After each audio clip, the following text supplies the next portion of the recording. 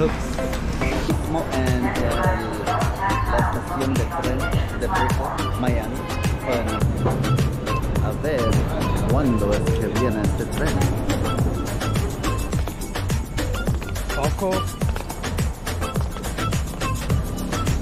Pero eso va a estar... Claro que sí. Cambia. Mira, tú vas...